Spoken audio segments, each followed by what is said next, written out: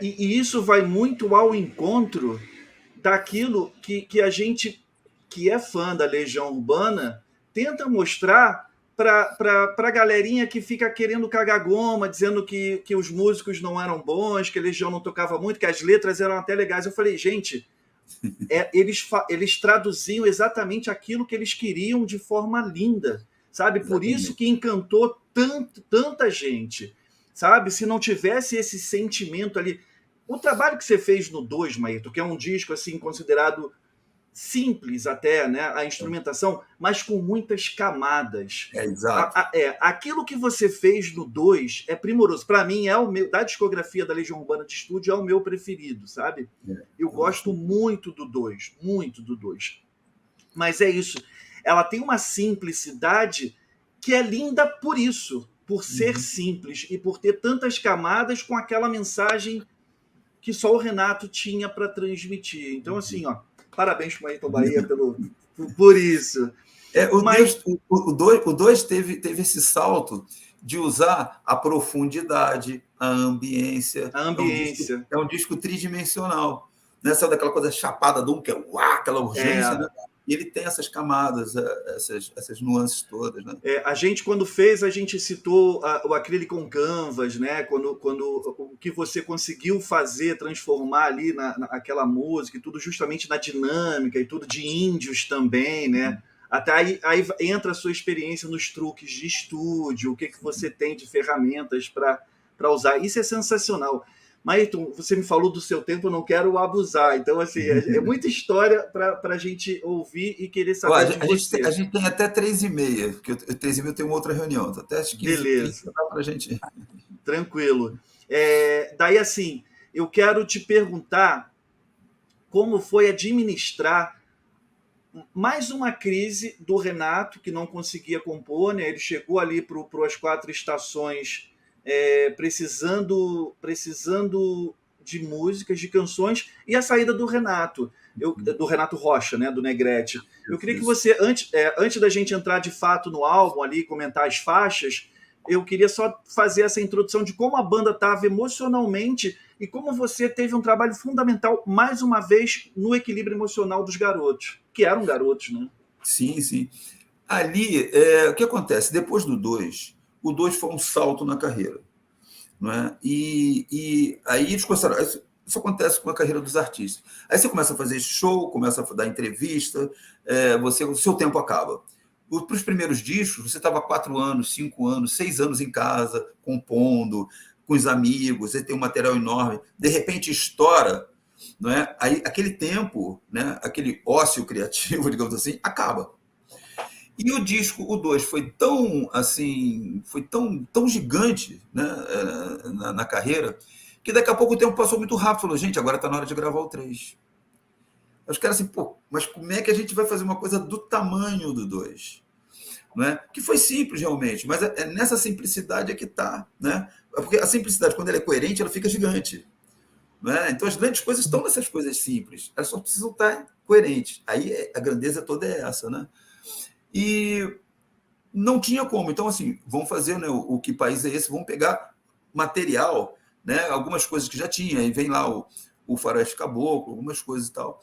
Então, depois chega no 4, né? Vamos, agora nós vamos ter que encarar a sequência do 2.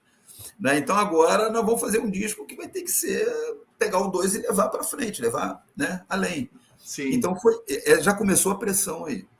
E depois do 2, eles fizeram tanta atividade que aí começa assim, o tempo fica escasso, aí muda a vida das pessoas. Muda A turnê muito. do 2 foi muito grande, né? Exato. E muda muito. Né? Abre uma série de outros horizontes. Então, realmente, eles chegaram no estúdio, agora tem que gravar, temos que entregar o disco. Eles já faziam parte do orçamento, não da EMI brasileira, mas da EMI internacional.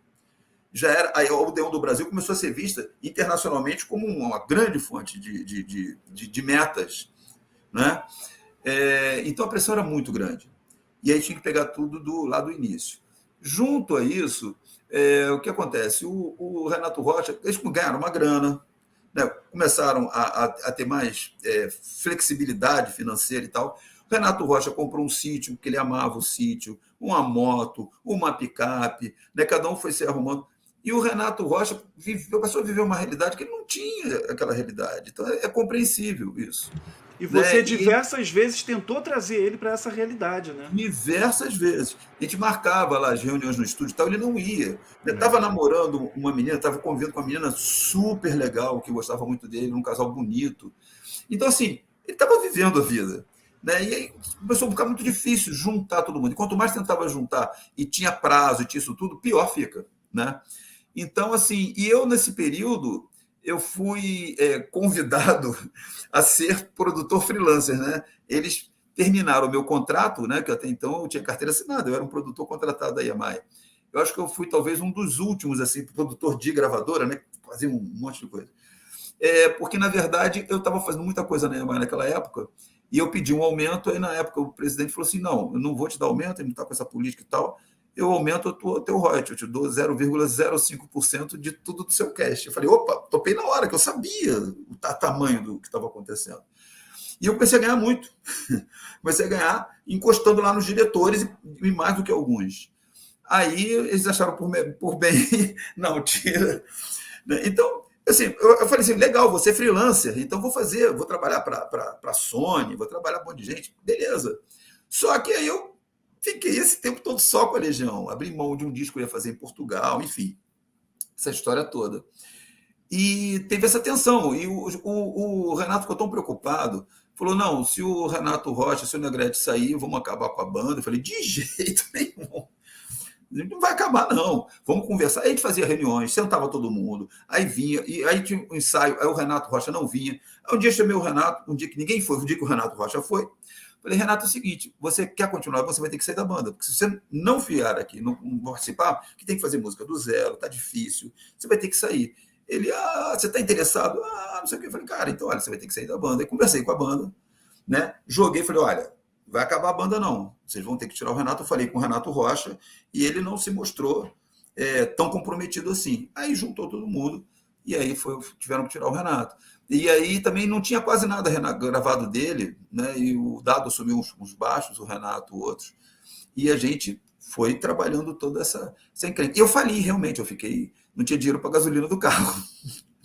Estava duraço, que eu estava só com eles, e a gravadora, na época, achou que não me pagando, não me dando um adiantamento, ia fazer o disco sair mais rápido. Então, foi uma doideira.